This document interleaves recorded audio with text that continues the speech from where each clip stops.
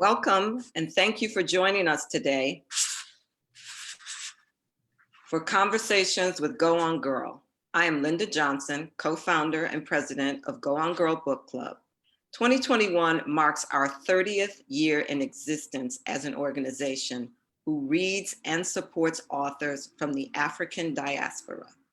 We are kicking off the year with a series of conversations with authors and people in the book publishing industry, from editors to Black booksellers. Go On Girl Book Club is a literary sisterhood of dedicated book-loving and reading women in 48 chapters in 16 states and 38 cities who read a variety of genres written by Black authors. Today we have authors Bridgett Davis, Rachel Howzell Hall, and Zelda Lockhart. Go On Girl co-hosts today are Aja Holmes from our California 3 chapter and Julia Chance from our New York 1 chapter. I will now turn it over to Aja. Thank you, Linda. Welcome. We're very excited today to be in conversation with 3 awesome authors. And so I'm going to get into their bios, and then we'll have some questions. And then we will be able to, towards the end, about 45 minutes into our discussion, be able to turn it over to whatever questions and you all have. And if you can put those in the Q&A, will be really great for us. In the Q&A portion on the Zoom, question and answers, and we'll be able to get those answered for you towards the end. So we will get started. Zelda Lockhart holds a PhD in expressive art therapies. She is an award-winning novelist and registered expressive art consultant and educator. She is passionate about helping people bring forth their untold experiences for the sake of self-definition, healing, and self-liberation. Her latest book includes forthcoming co-authored memoir, Mama Bear, one Black woman's story of following her maternal instincts to save her preemie's life and her own, by Shirley Smith with Zelda Lockhart. And the book that all GLGs love, Diamond Doris, the true story of the world's most notorious jewel thief, by Doris Payne with Zelda Lockhart. And the soul of full-length manuscript, Turning Life Wonders into Gift of Literary Fiction, Memoir, or Poetry. Lockhart is an author of novels, Fifth Born, a Barnes & Noble Discovery Series selection, and Zora Neale Hurston, Richard Wright, author finalist, Cold Running Creek, a Black Caucus of American Library Association Honor Fiction Awardee, and the Fifth Born Second, the 100th Turtle, 2011 Lambda Literary Award finalist. She is a director at Her Story Garden Studios, inspiring Black women to self-define, heal, and liberate through literary arts, and a publisher at Levinson Press, publishing for women and girls of color.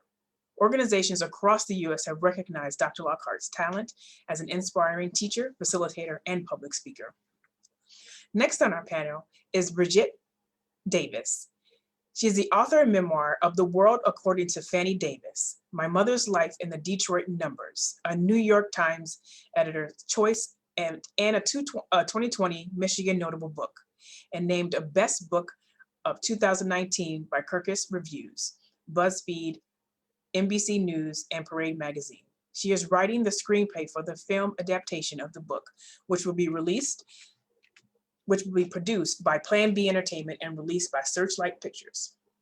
She is author of 2 novels, Into the Glow and Shifting Through Neutral, shortlisted for the Hurston Wright Award, and writer and director for award-winning feature film Naked X. Shifting Through Neutral was Go On Girl's new author of the year in 2004. And she also joined us in Jamaica for the award ceremony. Davis is a creative writing and journalist professor at Baruch College in New York. Her essays have appeared in the New York Times, the Washington Post, The Millions, Real Simple, the LA Times, and the O Magazine, the Oprah Magazine. A graduate of Spelman College and Columbia University's Graduate School of Journalism, she lives in Brooklyn with her family. And our last author this evening is Rachel Howzell Hall, author of the critically acclaimed novel, And Now She's Gone, and the Anthony Award, Lefty Award, and the ITW Award nominated They All Fall Down, Forge. writes the acclaimed Lou Norton series, including The Land of the Shadows, Skies of Ash, Trails of Echoes, and The City of Savior. The third in the Lou Norton series, The Trail of Echoes, received a coveted Kirkus Award and was one of the Kirkus Review books that kept us up all night. Land of the Shadows and Skies of Ash were included on the Los Angeles Times Book of the Read of the Summer, and the New York Times called the Lou Norton a formidable fighter, someone you want on your side. Lou was also included in The Guardian's top 10 female detectives of fiction. Rachel also is the co-author of The Good Sister with James Patterson, which was included in the New York Times bestseller, The Family Lawyer. She is currently on the board of directors for the Southern California chapter of Mystery Writers of America and is a Pitch Wars mentor for 2020, and she lives in Los Angeles. Welcome.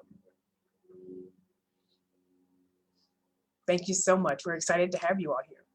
Once again, just to remind you all that we will have a question and answer, so please put those in the Q&A and we'll get those going for you. All right, so our authors, thank you so much again for joining us. We're excited to have you. And one thing that we know that we are all living in these, what I call Rona times. And so we really just wanted to start off and ask, how have you all been during this pandemic? How have you been able to maintain in these Rona times? These Rona times. It's been interesting. First, thank you for inviting me, and I'm sure my co-panelists agree that this is a joy to be able to talk about books in these times of Rona.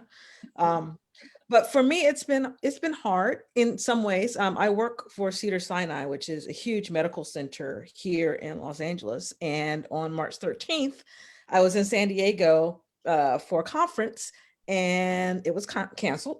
And I drove straight from San Diego to work because I'm a writer for Cedars-Sinai, and I was writing crisis communications about coronavirus up until, I would say, June. And it was nothing but coronavirus communications to donors and all that. So it's been interesting having to share my writing space with my day job space. I miss the commute because I did a lot of my writing on my commute to work, and everyone knows about LA traffic. So there was plenty of time to think about writing, but I'm kind of used to it now. Yeah. Thank you. Thank you. I can only imagine. Yes, I am very familiar with LA traffic. I've been stuck in that a couple of times, although I live in Sacramento, but once you've done it once, it leaves an impression on your soul. Yes. Bridgett, Zelda? Yeah, I would say also thank you so much for inviting me to participate in this event. I'm really honored. Go On Girl has a special place in my heart. And so what I'd say about these times is that it's been really challenging to teach college through Zoom, especially creative writing, which is what I teach. It's both difficult, but quite moving in a way I hadn't anticipated. I find that these students at my college who are back in their childhood bedrooms really want to feel that they're still in college. And so they hunger for that hour that they can be in their Brady Bunch squares with their classmates.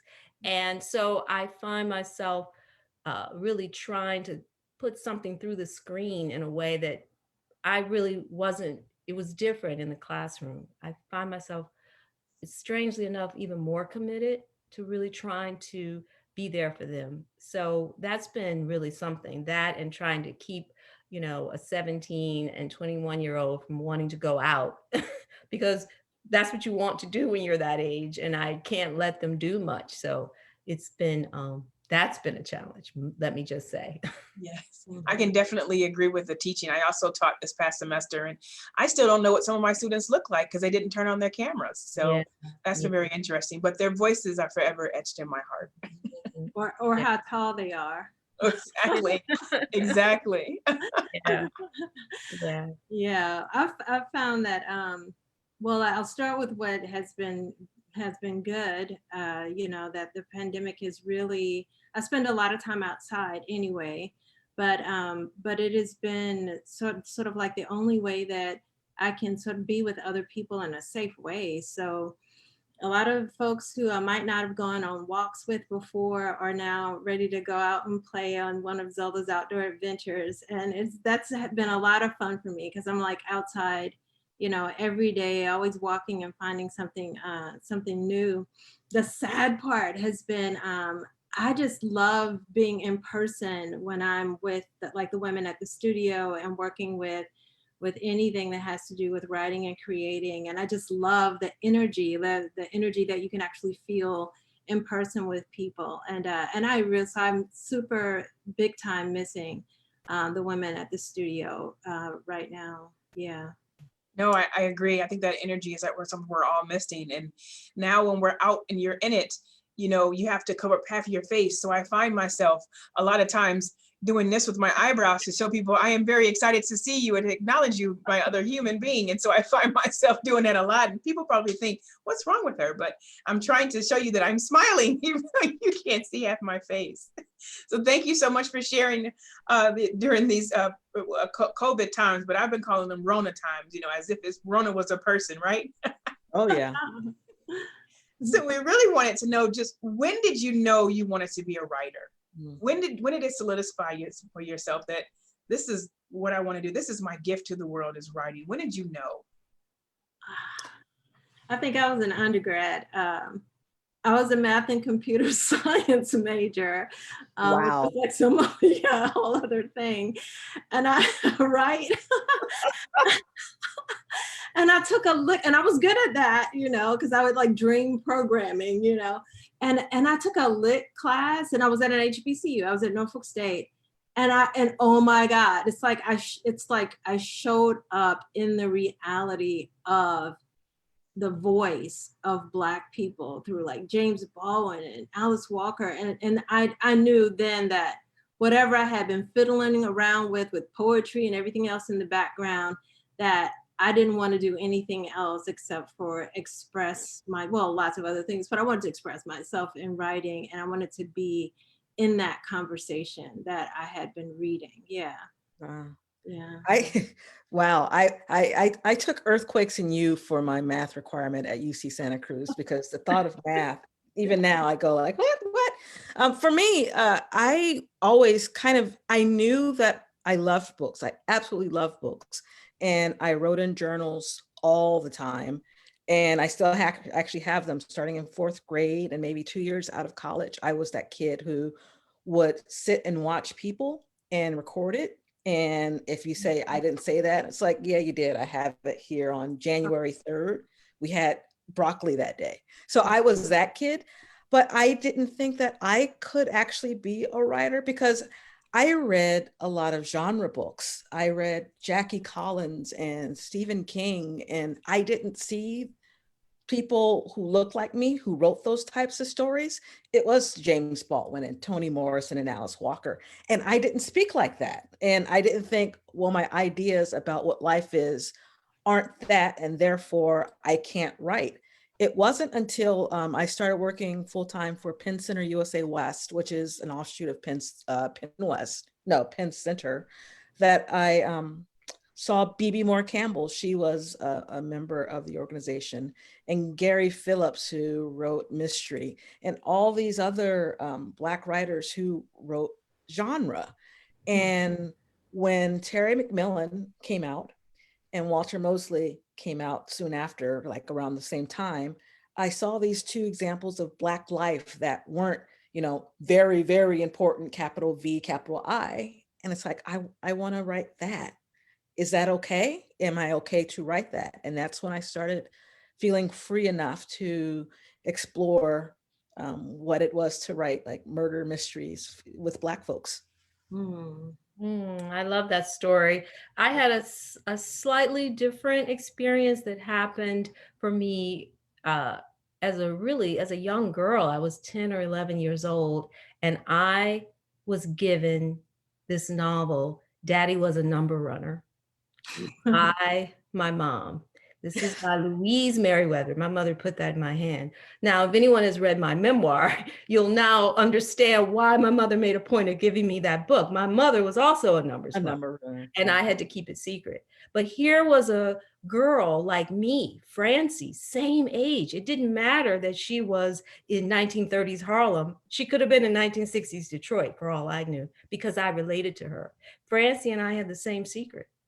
And so that novel profoundly affected me. I didn't know before then that little Black girls could be protagonists. They could be the hero of a story. I had never read anything like that in school.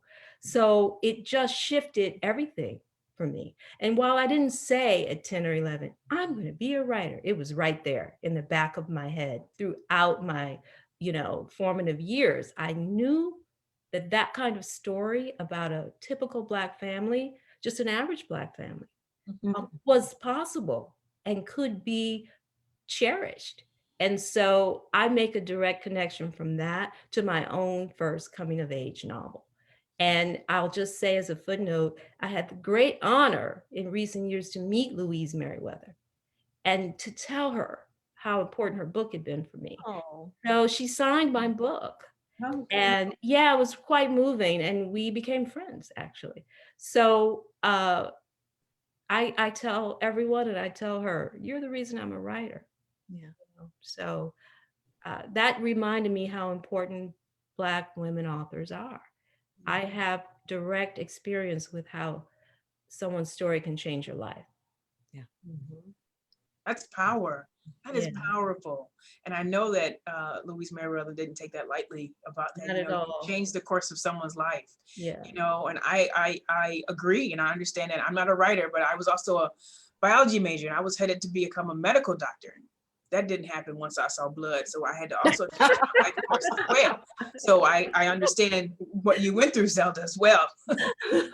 So one of the things we always like to kind of also ask about is just talking about writers in terms of who are you also reading in terms of, is there a writer past, present, or contemporary whose process or practice that you admire or maybe incorporate into your process? So maybe as you've met some authors along the way that you also really liked, is there anything you kind of took from them and kind of added to your own little writer's toolbox?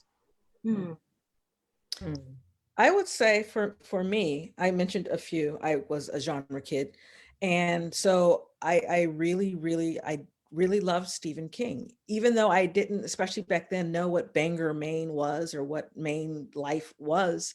He wrote in a way that was so accessible to me, and he wrote regular people in language that I could understand. I mean, he wrote about kids who were scared of clowns and sewers with eyes like dimes, and that stuck with me. And I always said, when I write, I want to write stories of the people in my town who are just ordinary but find themselves in extraordinary circumstances. So for him, style wise, he is my North Star. And for living the life of a writer, it was Toni Morrison, because she would just get up and do it. She had a day job, she had a family. I remember when I had my daughter, and I read an essay when Toni said that, she held her baby in one hand and the baby would spit up and she'd write around it. And it's like, you just keep writing, no matter what throws up on the page, you just keep doing it. And, that stuck with me. And I would read her essays whenever I was met with an obstacle, when I was met with, wanting to put the pen down because life was just getting a little too hard. But, you write around the vomit. So those two writers are who I hold dear to helping me get through whatever this is that I'm doing.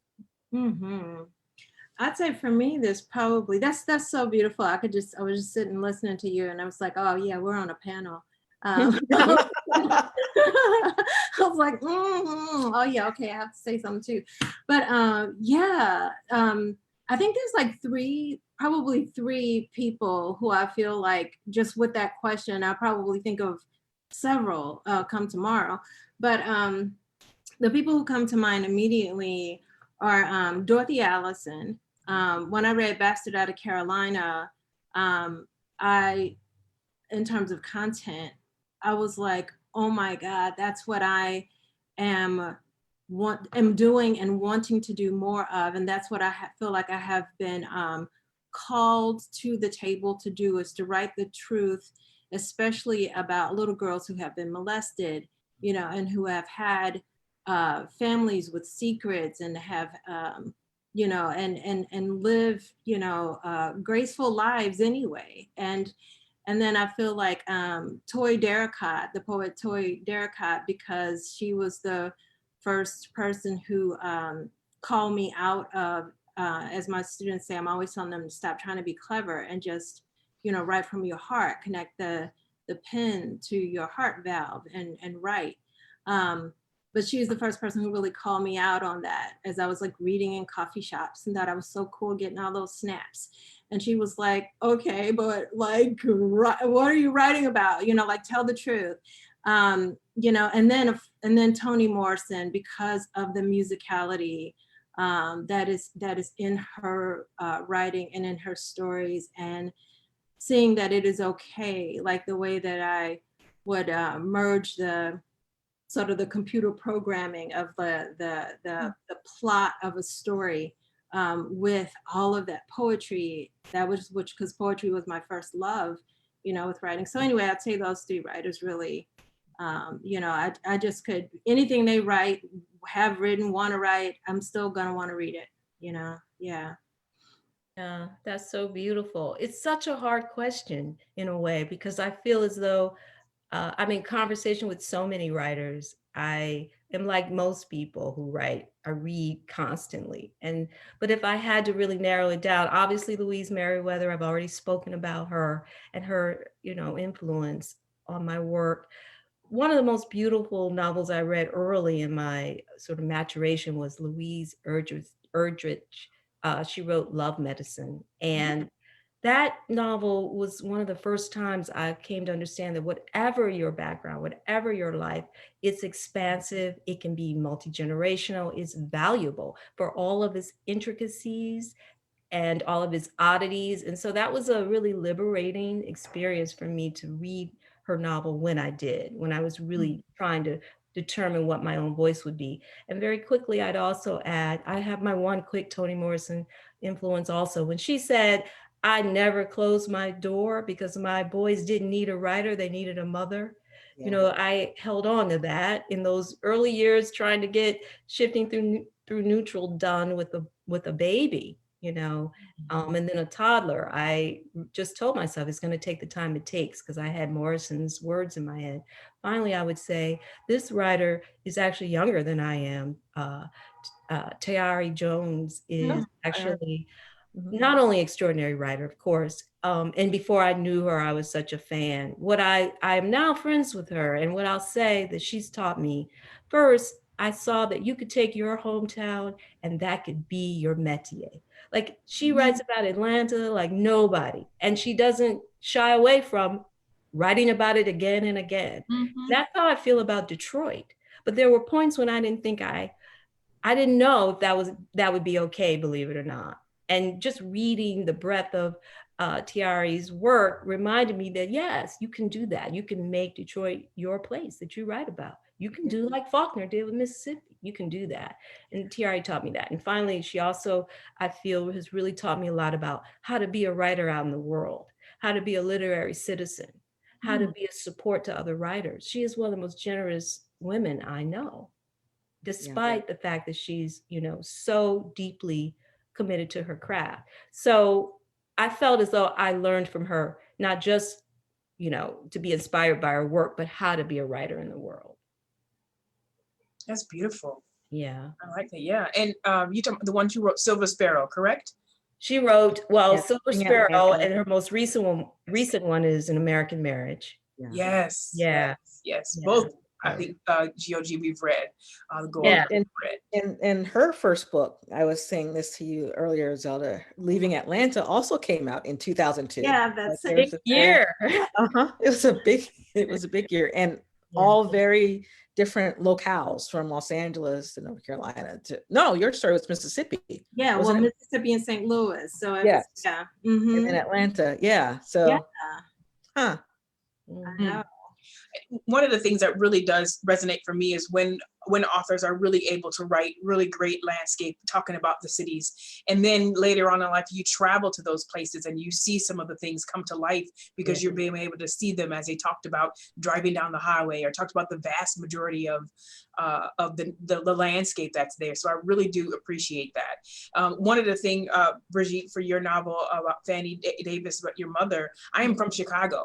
And so even though I am not old enough to be around when the numbers came around, I heard the stories, because not only did Detroit do it, it also happened in Chicago as well. Oh, big time in Chicago. Yes. And so I remember just hearing about, numbers, and it's a common phrase around that. You play them numbers today, you play them numbers. Still to this day, we have that when it's, legal. And it's funny because my dad will text me and tell me to play the numbers out here in California because he thinks it's going to increase his odds for winning, but it's just that language, but also too the cadence in terms of the way they say the word number. It's number, but now they're saying you pay them numbers. And so that really resonated with me with your book, and just talking about that and seeing the mirror of what happened in Chicago and Detroit, and just how they were very much sister cities in some sense of the word as well. Mm-hmm. Very true. Very true. Yes. So one of the things too is we talked about creativity. We talked about Zelda's nature walks, which we have seen on Instagram and seen when you go live and talking about what you find there. And we talked about the different ways that you all have found that. What are some things that really feed your creativity, or something that you really need to make sure that you keep that creativity fueling and bubbling over at the surface? Nature and a good conversation, just to get down in conversation with somebody. Like I always walk away from that with just like, it's just like things are turned up, or like even while I'm talking to them, things are turned up. So being out in nature does that for me. Like I just see metaphor everywhere, between what nature is offering us in its systems that we forget we are part of, and then how it is related to the make-believe system of capitalism, so I just am just like constantly seeing metaphors. And then also music. I just get swept away when with music, and I could just like create all day long, and just, when there's music, I just float away. I've thought about this question, especially during the pandemic. And I mentioned that, my commute is one of those places where I think a lot about my writing. Well, LA is a huge city with thousands of different, neighborhoods. And to not have that kind of tableau to look to for inspiration, I realized that I people watch a lot, at the mall, at the donut shop, just random places where there are thousands of Angelenos from everywhere, either natives or people who come here thinking this is what it means to be an Angeleno. And me as a native is like, no, that's not what it means to be, that feeds me. And all of that goes into books. And it's kind of, it's still very busy here, even though it's pandemic times, but there's something about, the 4 million plus people who move around this city, and it isn't on fire all the time. On top of, our fires, on top of the threat of earthquake, on top of, we just had rain, and it was very exciting. And there was some snow in places, and Highway 1 in Big Sur like collapsed this past day or so ago because of the rain, and how all of that shapes how we see our cities, how we drive, how we live. And I use all of that in my books. When people read my stories, they're all like LA, like your stories are, Detroit and North Carolina. They see spots that I'm talking about, and they see that, I in some ways I worship Los Angeles just because it's so different and the same, because it's so big, but not really. There's so many things here, but not really. It's a wonderful, mysterious city. And I like getting that down, honestly, not what you see on TV, but what it actually means to live in Los Angeles, and to just go about your day with your kid, to your job, to the grocery store, and just existing. And I'm looking forward to when, we don't have to be in our homes all the time to get back out in it. Even though, it's a different kind of time now. You look at people's masks and see how they do their eyebrows, and, there's a different kind of thing to look for. Yeah. But, when you're a writer, everything's material, right? Yeah, am in this space right now where I'm working on the screenplay adaptation for my memoir. So I'm writing in an obviously visual medium, and it's a different headspace from the narrative work. And so I'm getting inspiration, interestingly enough, from uh, poetry, which I admit I didn't used to read regularly the way I am now since the pandemic. It's like I'm making sure each day I read some poetry. And I think it has a lot to do with, you know, just really wanting that imagistic kind of visual language in my head. The other thing that's going on with me is that I have this hobby of doing collage, and I'm doing more of it since the pandemic. We're home more, but it's also really helping me in my creative process because it's tactile. It's not about words so much, it's all image, but it's like I realize I write sort of like the way collage is put together, pulling this piece from here and this from there. And so it's been really interesting to see that that's helped me in lieu of going out to readings and, as the others are saying, having that interaction with people that used to really stimulate my work, and now I'm finding myself doing it in this other way. So it's been fascinating actually to see that different outlet for a creative process. Yeah. Well, Bridgett, we I'm have some finding, conversation about collage. We got to talk about that later. Oh, really? Oh, yes. Yeah. Oh, I'm like, okay. I don't want to go off on a tributary, but I'm like, oh, yes, collage. Well, I have a lot to, yeah, we should definitely connect over that. Yeah. Definitely. I think that might tie into one of the questions that I had is I think what we all kind of, when we read into your bio, Dr. Lockhart, you talked about expressive art therapies and wanting to know, and I wanted to ask, what is expressive art therapy? And that might also link into the collage that Bridgett was talking about as well. Yeah. Tell us a little bit about that. It does indeed. So it's a process of using art forms, any art forms, to be able to find the ways that are most fluid for you to express what it's like to be here, to be able to transform if you're trying to change something in your life. So when you think about therapy or anything therapeutic, is being like you need movement, you want movement, you're feeling stuck. And then you think about, even with that's with writing. So that's why I use it, use it in both processes. You're trying to get a story told, you're trying to get something out. And then using poetry, using collage, it's like the things, the most deepest feelings. So I'll just say this one little thing about collage, because collage so excites me. The deepest feelings, the most primary feelings that we feel, like grief, because in my grief workshop, I use collage, that sometimes those feelings are pre-verbal, because, our first loss happens when we leave the womb, if not before. And so collage being able to help us when we want to express or have movement in our grief, being able to reach, like you're a child, reaching for images, not worrying about what does this mean? Why am I attracted to this image in this magazine? Why am I attracted to that image?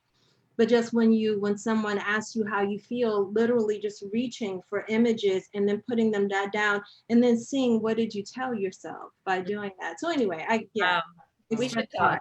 I get very excited about how the arts can inform our process of having movement and living a good life, I don't do collage, but I have noticed I've done projects around the house, and a lot of it's cleaning out stuff, getting to that drawer that has all the stuff in it. So cleaning out a lot of things and organizing a lot of things, and organizing a lot of things of both my parents and, looking at my husband and his aging parents. And I'm finding that a lot of the stories I've been writing lately, the last 3 that I've written in the last year, are all about memory and Mm. things Mhm. and the meaning of things, what I thought the things meant, but you find out they meant something totally different to the people who originally owned them.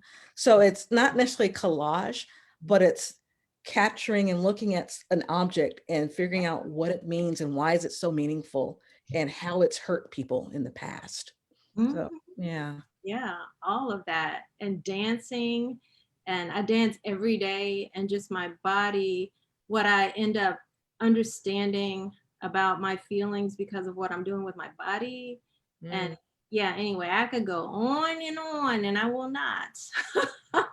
Yeah, and I'll just throw out there another thing that's been good about the sort of quarantine period is I did finally develop a real yoga practice. Oh, And those few, sometimes it's literally just 15 minutes in the morning, but it has really, I can hear you, Zelda. It's like you just show up to that mat and you bring whatever's going on with you onto the mat. And I do it after my writing session. And it's just this beautiful kind of release. It's been really helpful. Why it took a whole pandemic for me to commit to these practices, I don't know, but that's another story. So I watched my daughter do yoga. I mean, if anyone's going to come out of this pandemic in shape, it's my almost 17-year-old who does it every day. And we have Just Dance, we have, all these games and everything. But so my yoga is watching her do yoga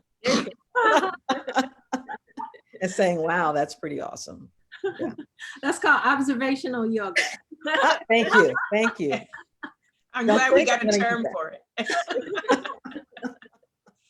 So you all have talked about and alluded to a little bit times of production and when you're producing. And so just wondering what times of the day are most productive for you and why? I get up at 5 every morning because I still work my day job. So I write from 5 to 7. And then I do a little of the business of writing to 7:30. And then I work until 3 o'clock. And I'm a mentor for this thing called Pitch Wars. So I read my mentees' work. And that's it. When we used to have like a life outside of the house, I would write at my like daughter's soccer practice or any of the thousands of things your kid does throughout the day. I still write in longhand. So I bring my legal pad and my pens and I'm at it in the car writing or something. But it's mostly on the weekdays from 5 to 7. And then on the weekends from 5 to like 9:30. Mm, Yeah. that is so impressive. that's so good. Really, Rachel. But it's like, well, and you have kids, I you know, you find that moment and I'm best in the morning and it may take me forever because I'm only getting that hour and a half, but you just keep doing it. I love it. I absolutely love it. My husband's like, why don't you relax? It's like, I am relaxing. I like writing. I really love the process. Yeah, I mean, I hear you. I have always written in the morning, and definitely when the children were younger, I was just like Rachel. I was like, got to get up at 4:35 to get those 2 or 3 hours in before they're up and the day starts. Well, lately it's not so early. They're gone, right? Well, they're older and they can take care of themselves. They're 17 and 20.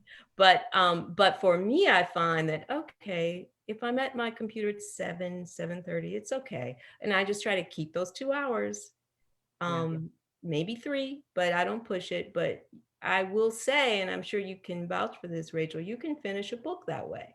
Mhm. 2 and 3 hour little chunks across 5, Yeah. 6, 7 days a week, and you look up and eventually you have gotten your work done. So I am still that way. I'm just not the 5 a.m. person anymore. So Yeah, I've been doing, now that the kids are 19 and 34, about to be 35. gosh. Yeah, so they're grown ups. But I started doing when the oldest Travis was a baby, started doing like 4 hours a day, and I'm so like locked into that in some beautiful ways, except for like if I'm on deadline or something like that with a book or something, then it's just like I find myself just like really pushing it, or in the afternoon, just doing stuff to just jar the creativity. But for the most part, there's this magical time for me, for my brain, between like it's either 9 to 1 if I start writing at 9, or AM or PM? from 9 a.m. to 1 p.m., or from 10 a.m. to 2 p.m.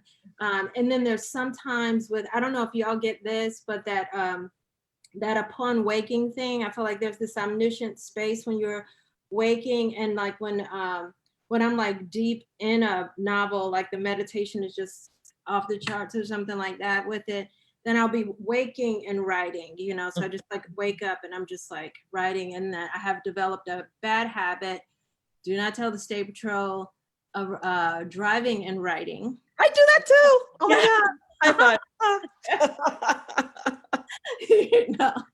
I won't say anything. Don't say nothing.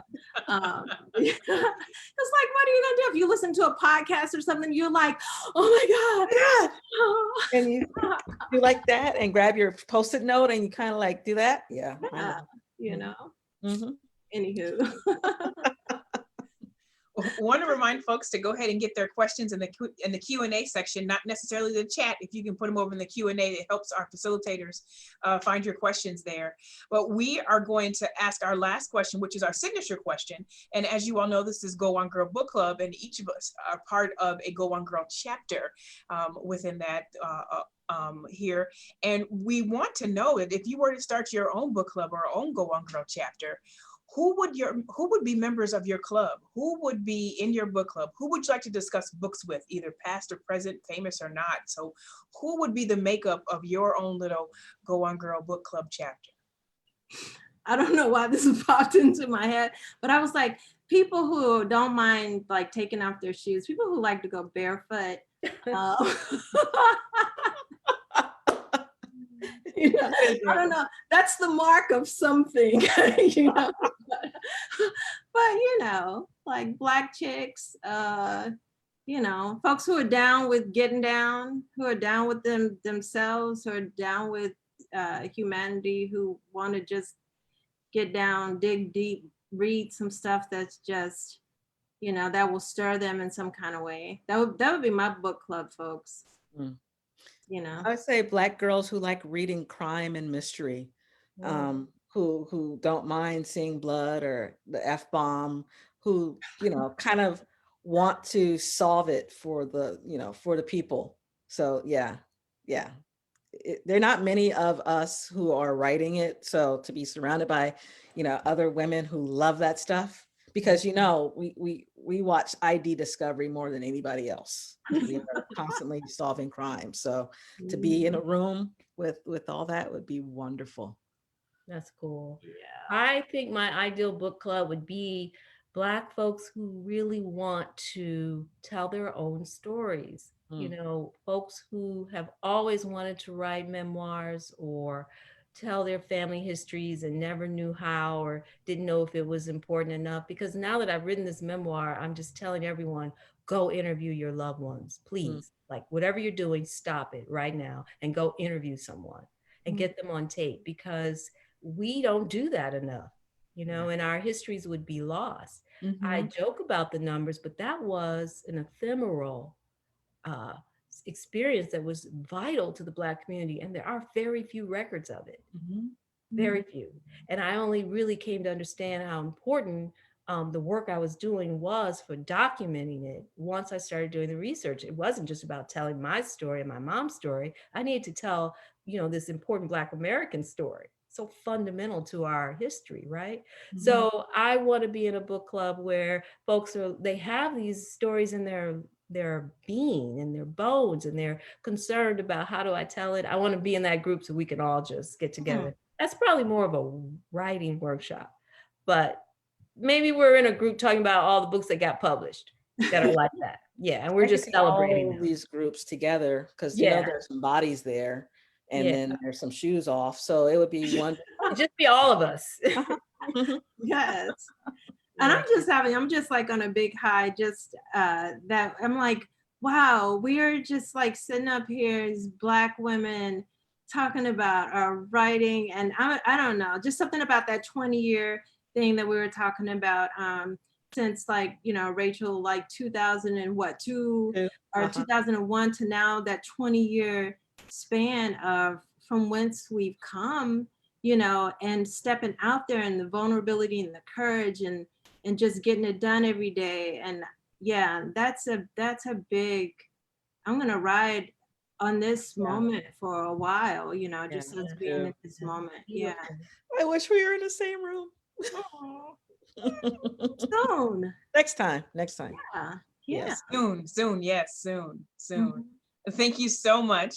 I'm going to turn it over to Julia Chance, who is going to also continue our discussion, our conversation with some questions that are hopefully that come up in our Q&A section.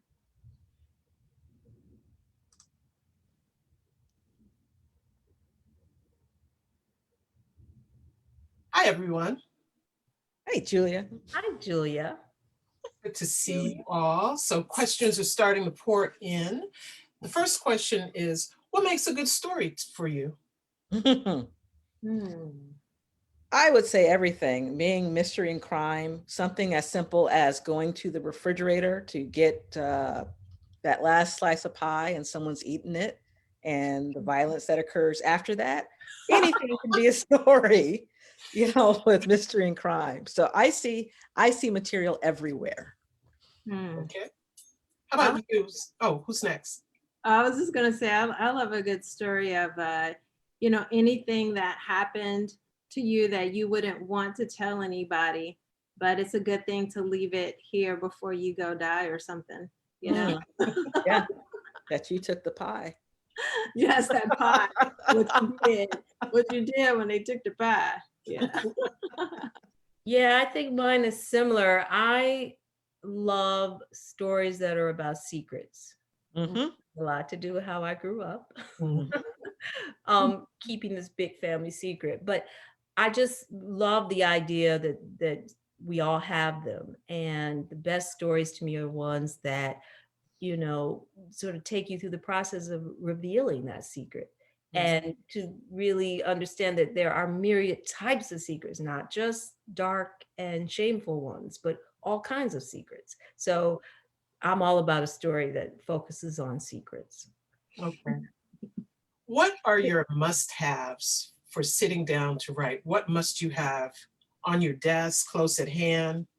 Oh my God, I gotta have that cup of coffee. Yeah. Yeah, definitely. And it has to be in the right mug. I don't like mugs with really too. thick rims. What is that? It has to have the right rim. It has to be the right temperature. I have And hold the temperature. Yeah, right beside my desk. And that's it. That and quiet and the sun coming up, and I'm good. How about you, Zelda? Daylight. I have to have the light. I will chase it if I have to. And then if it's nighttime, just the lamp is good enough. but I just have to, if I'm writing in the day, I have to have the daylight. If it's gone to the next room, I need it there. If it's only outside or in the car, I go there, just wherever I can get it. Yeah. And all that, the coffee's a good thing too. Just the smell of it makes me want to write. Yeah. I need a scratch pad just in case. My Uniballs, the coffee, and I use my Swell mug every day because it does hold the temperature. And my old golden retriever, who is that's her right now, and she's kind of wandering around. She's old and blind, and she lays at my feet and passes gas every morning. And I think about when she won't be here. It's like, well, you've been at my feet like this for the last 16 years. So yeah, she's a part of my writing process. What's her name? Lucky. That's nice. Yeah. Sweet. Zelda, what was it like interviewing Diamond Doris and telling her story? How open was she to giving you info? And did you have to do more research? Did she have secrets she didn't tell you?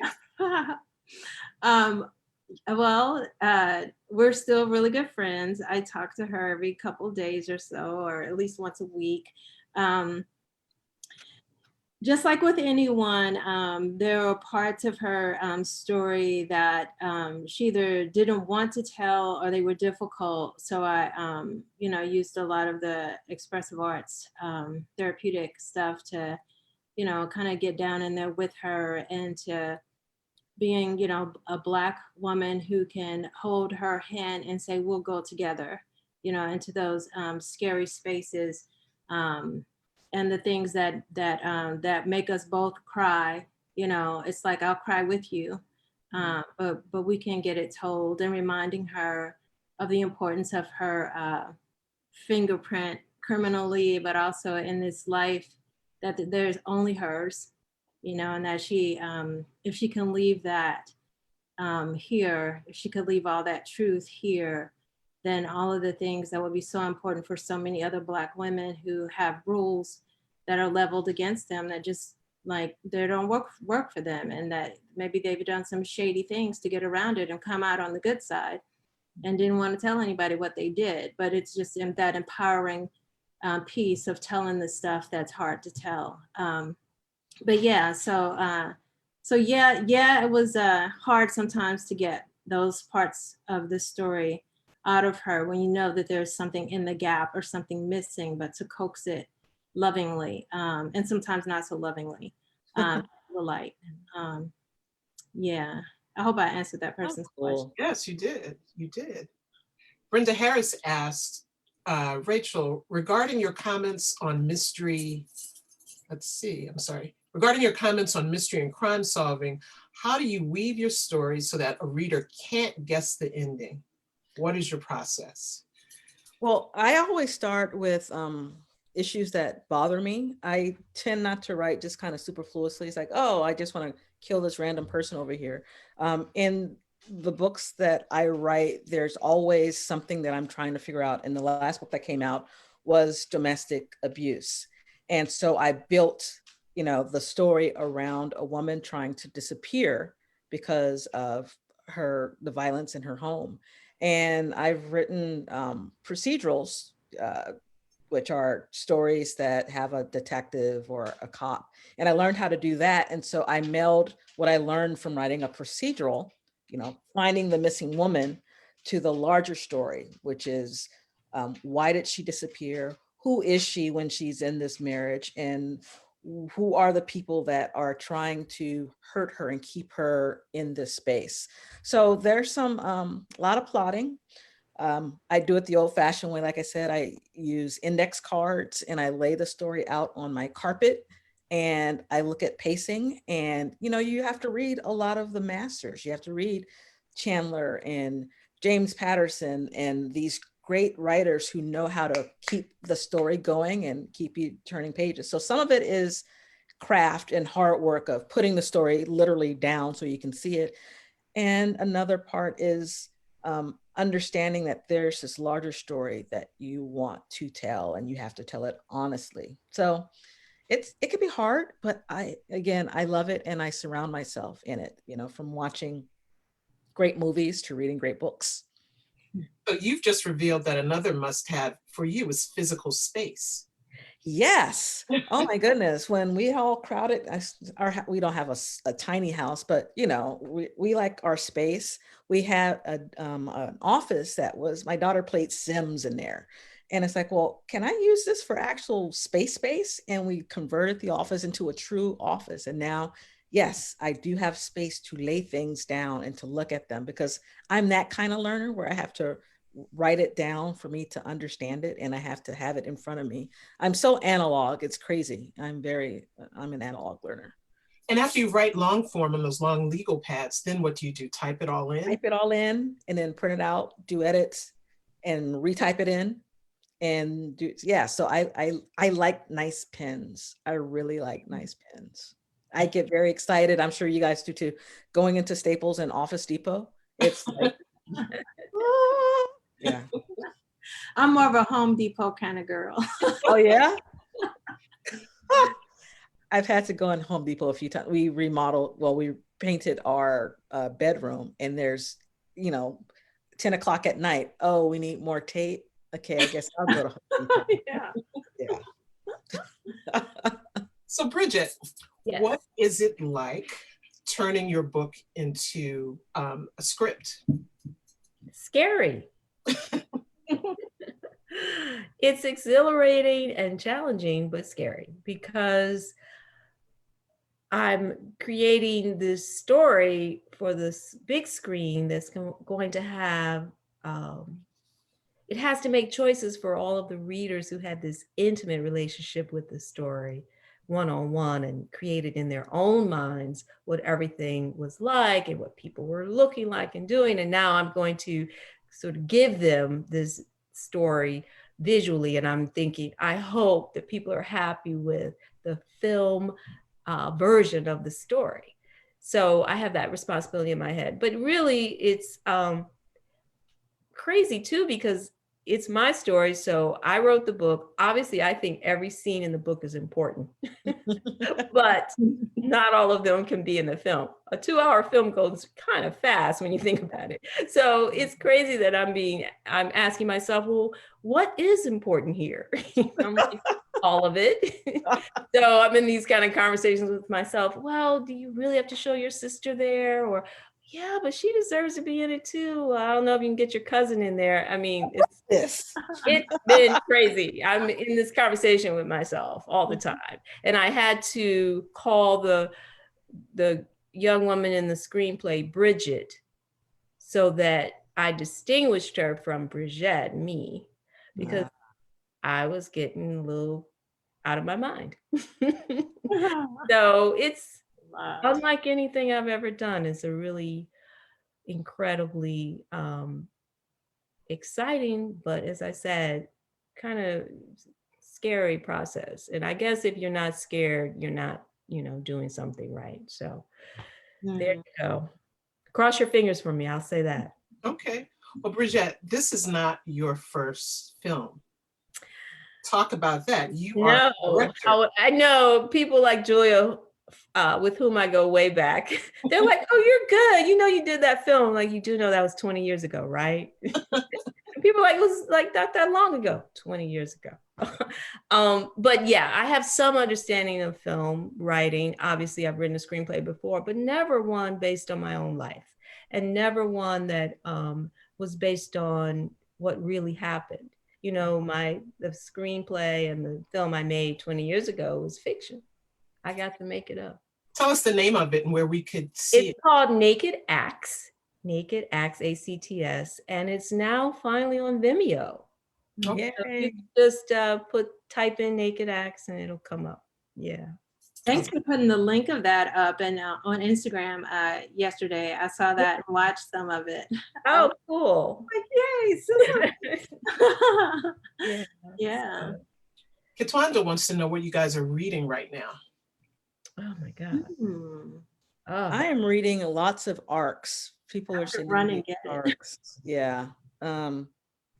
Yeah, so many different things. And I'm reading them on the Kindle, which means that I'm not retaining like the titles because it's different from, hard, but they're all very good. So I can say, I just read Walter Mosley's Blood Grove because I'm on a panel with him next week and it was really, really good.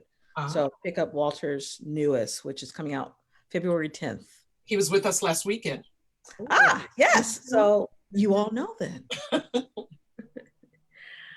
I'm reading Tressie McMillan Cottom's collection of essays called Thick.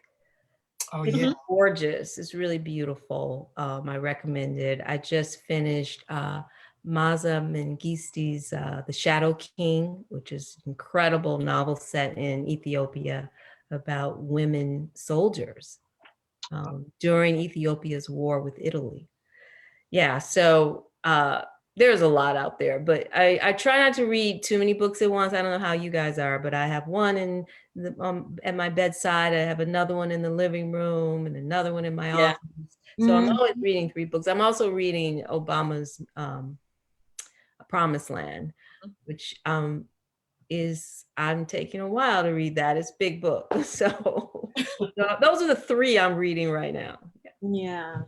I'm reading, I read Black Futures, which is an interesting kind of read. Oh, yeah. Like, picking up different parts of it. And for me, it's very, I love that, you know, it's visual, it's like thumbnails, it's, you know, you got all of these different kinds of ways that we have been that we're archived for the past, for now, and for our future. You know, and then I've been reading The Body and Other Parts, and I forget the author. Is it Mikado? Oh yeah. Yeah. Carmen, Yes. Yes. yeah. Well, that's not her last book though. Her, you know, No, the latest book is that's not the most recent book. That's not the one that NPR interview that's so awesome. But the Dream House, yeah. yeah. So anyway, just really enjoying you know, that kind of way that it's like you're reading, or in the case of Black Futures, you're like you know, picking up on images and little snapshots of language, and then feeling inspired, or things are, you know, sparking in my own head and heart. So you know, that, and then just lots of women who aren't published, you know, like some of the women who might be on this might be in the participants gallery, just really in my head and heart about their work, which I have read so much of and have heard them read. Women who are developing their memoirs, who their stories are just with me forever, just scenes of their stories are with me forever, and trying to figure out, how do we get this forward? How do we get this out there? So anyway, just reading and listening and hearing stories, lots right now, and just enjoying being in that sort of community of language and story. Yeah. Well, Zelda, in step with what you just said, Angela Epps, who's a writer in our midst, asks, it seems that every time I look at my manuscript, I'm changing something. When do you realize the book is ready? And that's a question for all of you. And I take it you know Angela. Yes. She's one of those. That's so, my heart just went thump, thump, thump. Because I have so many parts of her stories in my head and heart forever that just will be until I'm gone, you know, maybe after. But so how do you know when it is over? You know, there are times when you have to let other people tell you that. So you have to have readers so that you don't get inside of your own emotional and psychological difficulties of letting go, which we all have at times. And with some of our stories, we can get so close to them that we don't want to let them go. When letting them go is allowing the continuation of how those stories get to be in that ecology that I just talked about, where other people can have that food and medicine and kinship. So you employ, for lack of a better word, other people to be your readers, with that question in mind, am I done? So that they can say yeah, and so that you can let go, because you're not gonna feel done. Just let go. You know, I hope that helps, Angela. If not, you come and talk to me. There are always things you can, you know, you have to let go, because as creators, we can always continue to shape and hone. And, you know, I don't read a lot of my stuff after I've finished, because it's like, oh, that sentence is a little wonky. I could have done this. You could always do that. But at some point you have to say, stop, this is enough. There are thousands of other things to write now. So you're forced to kind of let go. And your publisher's like, yeah, you have to, you know, want to see this on the shelf, then stop. Yeah. And I will say that I have had the experience with my second novel, Into the Go Slow, where I was really struggling with it. And there were several times I thought I was done, and my agent made it clear I wasn't. And one of the best things I did was put it aside for months. And I came back to it and decided, if you were writing this novel, which you've now invested several years into, if you were starting it today, what's the novel you would write? And I just started from page 1, the first word. And over maybe 5 months, I rewrote the whole book. And that was the version that sold. So sometimes I think it's true, you want to believe you're done. But there's this part of you that deep down knows you're not. And that's why you need that other person to step in and go, no, you're not done. Mhm. Put it aside, come back to it. And then the great thing was I knew without a doubt I had said what I was trying to say. At that point, I was like, no one could tell me I wasn't done. You know what I mean? The confidence was there because I had gone through the process. Yeah. Mhm. Well, that was our final question. Thank you all for joining us. This has been a great conversation. If I had more time, I'd read some of the comments in the chat, but the participants really loved this conversation. So thank you so much. Thank you. This was you. wonderful. I can't even imagine how incredible this would have been in person because I felt, the warmth coming through my Apple screen. So We'd all be going out right now for drinks. That's I what we're Exactly. yeah, yes. I know.